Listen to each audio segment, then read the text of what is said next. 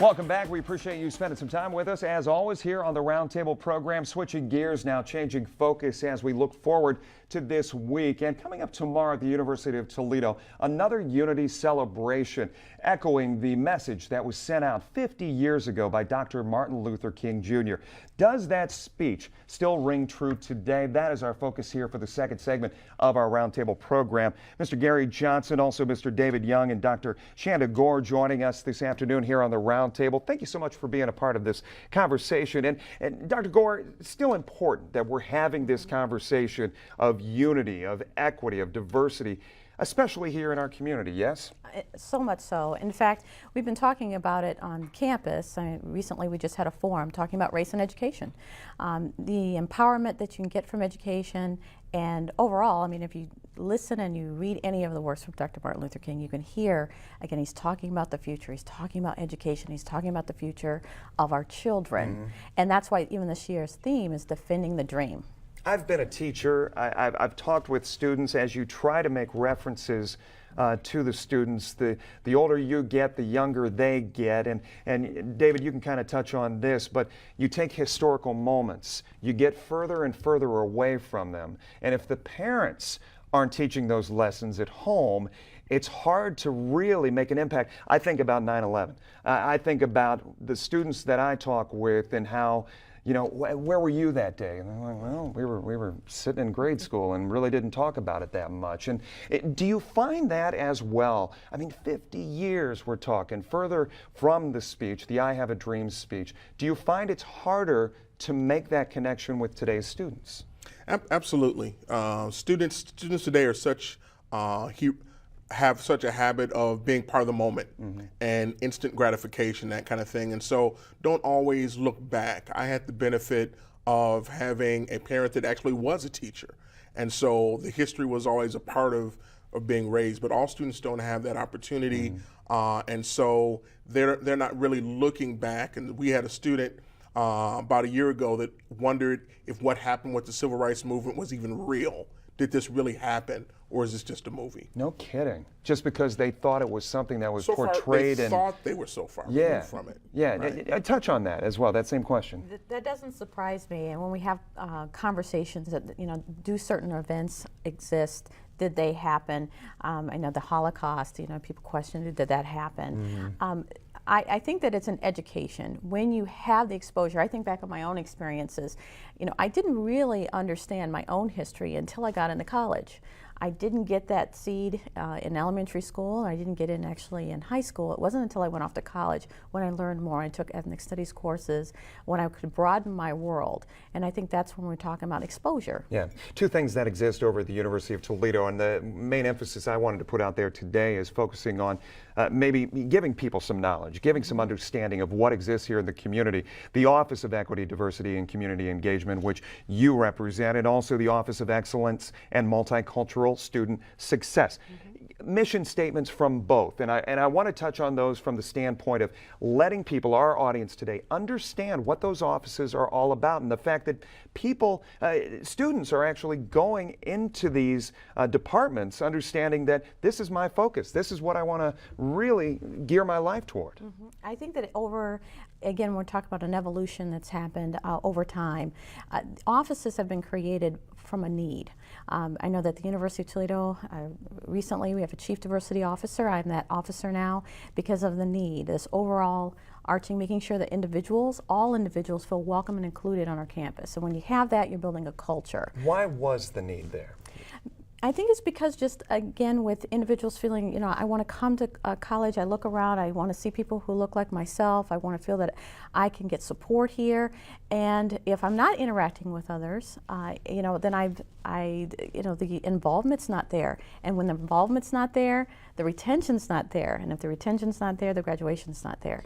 So it's a need that comes directly from the students and from even our faculty and staff too. And we don't want people to get short-sighted in the fact that it is not a black, it is not a white issue. No, this sounds like an unbelievable job that you have before you, because as we see, the University of Toledo, Lourdes University, Bowling Green State University, just here in our area, it has become an international focus. It is. At the conferences, I know I attend the National Conference on Race and Ethnicity in Higher Education, but that is even broader. They have that title from 28 years ago. But when you go there, we're talking about other dimensions of diversity. We're talking about socioeconomic differences. We're talking about age, gender. We're talking, there's a huge plethora of differences. You are diverse. Everyone is diverse. That uniqueness is brought to the table, and we derive strength from that diversity. When you have difference of opinion, even difference of thought at the table, that makes us stronger. You can hear difference. David, talk a little bit about the fact that the Office of Excellence in Multicultural Student Success almost takes a page from what is happening with Dr. Gore's office, but takes it a step further, yes? Absolutely. And really continuing that theme that Dr. Gore talked about, there was a need. And so you had two separate offices, the Office of Excellence, which housed Toledo Excel, Upward Bound, Trio Student Support Services. You had Multicultural Student Success. What is Toledo Excel for people that don't know exactly? Toledo Excel is an outstanding program that has existed. We're actually about to enter our 26th year. And it is a scholarship incentive program for students who are underrepresented in college across the United States. And so that would be African American students, Latino students, even any group that is underrepresented in college. Okay. And so we start working with that student in the 8th grade, continue with them all the way through college. We don't drop them off at the door once it's time to go to college. They do receive a scholarship, but our services also continue. And so that's one of the great benefits of the program. And I interrupted you. You were talking on about the office, how it's split between the Office of Excellence and then also Multicultural Studies, yes? Yeah, there were two. Success. There were two offices that were actually separate. And we saw that need in the Division of Student Affairs to bring the two pieces together. And so you have the best of both worlds. You have programming pieces for college students through Multicultural Student Success. You have the pipeline piece of it through Upward Bound and through Toledo Excel, continuing retention services through Student Support Services, and now even with Multicultural Student Success, we have a greater focus on retention of students as well. Mr. Gary Johnson, you've been very patient. I appreciate it as you've been sitting here listening to us talk, but this laying the foundation for us getting to you, a product of what we are talking about right here. And Jeff, I just wanted to kind of go back and touch on the idea that in 1964, you know, the idea of civil rights was so overt that, you know, just the struggle to have equal opportunities for minorities was you know, in the forefront. And in the, you know, the 90s and the 2000s, I think it became a little bit more overt. You know, it wasn't necessarily that the opportunities weren't there. They were just hard to get to. So I was excited to see a lot of the changes that go on here at the university. And I think when Larry Burns and Dr. Gore asked me to sit on the President's Council for Diversity, I was very excited. Dr. Jacobs had made a mandate that he really wanted to get into the inverted things, the things that people didn't actually see, touch, or feel. Were there roadblocks for you getting an education as you grew up? Not necessarily getting an education, but you know, in the 70s when I grew up, people didn't necessarily all go to college. 25% of the people did, and it was harder to get the college education in the 70s because you just didn't have the money. Talk about your experience with these programs specifically. Well, with the particular programs that Dr. Gore and David are talking about, I basically as a vendor and as a student have had the experience of being on campus and understanding that equity and diversity is extremely important. And I think the students, because they were not part of that struggle, really don't understand what took place, but they do understand they have certain rights, they have certain equities that are there, whether you're African American, Latino, gay, it doesn't matter. You know that you have an equal right to do just anything else that anybody else can do on campus, and it makes it a great little oasis for the students. So it's exciting to be on campus and be a part of helping to make those things happen. Push it forward to the business world and what you have taken, a lesson learned going into real daily life. As a contractor, one of the things that really became helpful for me was I started out very small, and having the university give me the opportunity to do small time and material contracts helped me to grow the business and get my resume in order, because I kind of picked up larger and larger projects, and then I started working with major contractors in town that saw we were able to do the work, and so that gave me an opportunity to do work outside the University of Toledo.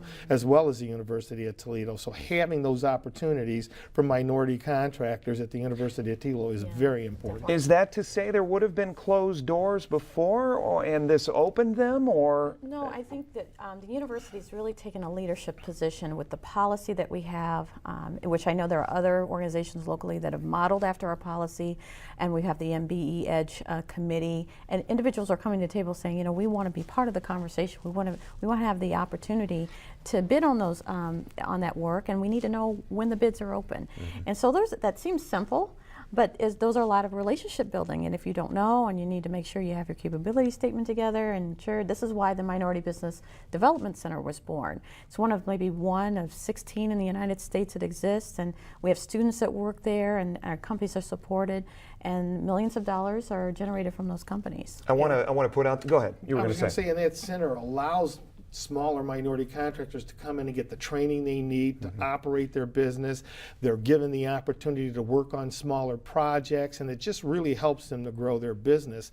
And then the Eberly Center works very, very well for women that are trying to get back into the workforce. So there's just a lot of different opportunities, either as a business person or a minority individual that wants to kind of elevate themselves to the next level to take advantage of. You may have a future in TV producing, because you just led us into our next segment, which I wanted to touch on. Let's take a look, if we can show people at home, some of the events and activities that are coming up here in the next couple of days and weeks. In fact, we have got, obviously, as we said, the Unity Celebration, which comes up tomorrow morning, 9 o'clock at Savage Arena. This is the 13th annual Unity Celebration, bringing together people from all walks of life, coming to celebrate unity and diversity here in the community. You see video from years past and the events that have taken place. Let's go back to the events, and we can run down those real quick as well. I know, David, you wanted to touch on the conference for aspiring minority youth. If we can go back to that real quick. That comes up Saturday, next Saturday, starts at 8:30 in the morning.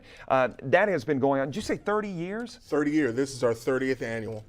And talk about what kids have to sign up for this, individuals? Yeah, it's the longest standing free conference in the country of its kind. It's for students starting in middle school, 6th grade, all the way through high school. And then for their parents as well, because we want to reach both groups. And it's a conference that inspires and motivates students and lets them know you can make it. Yeah. Our speaker this year is Diane Nash, who is one of the greatest living civil rights icons we have, was an organizer with Freedom Rides, a founding member of the Student Nonviolent Coordinating Committee. And so Toledo has a huge opportunity to hear from someone of that stature. I think we've got a picture of her up on the website right now. We can go to that, but this gives more information as far as that 30th annual conference, Aspiring Minority Youth. You talked about the Eberly Center, and Gary, as I said, you were leading us into our next segment there. We wanted to show people at home as well the rest of those activities and events that are coming up. You talked about women's issues and a success series that starts off on January 27th. Doctor, talk about that a little bit. Well, the Eberly Center is one of the oldest centers in the United States, and we're really in a great position to have it here. It's housed at the university. I know Gary actually sits on the advisory board for us. But what's exciting about it is the Women's Success Series of women in transition. It could be from job loss. It could be women wanting to go back to school. We have a number of individuals who've never stepped foot on the University of Toledo, and this is their chance. And then we also have a fundraising activity coming up, a celebrity wait night, which comes up later in the month. Yes, we have celebrity wait night. It's our big fundraiser for the women at the center, February 13th, and celebrity waiters have agreed to come out and help us raise money. It should be fun. We're having Waiter Olympics. Oh, And no. Jeff, if you come out, I'm one of the celebrity waiters. I'll be more than happy to stop at your table and pour you a glass of wine. And you saw the phone number there. If we could put that up just one more time, Brian Mahalik, our director, 530-5538. That is the number for more information. Thank you, all of you, for taking some time to talk about this. We very much appreciate it. Thank you. We'll close Thank you. things for this Sunday right after this.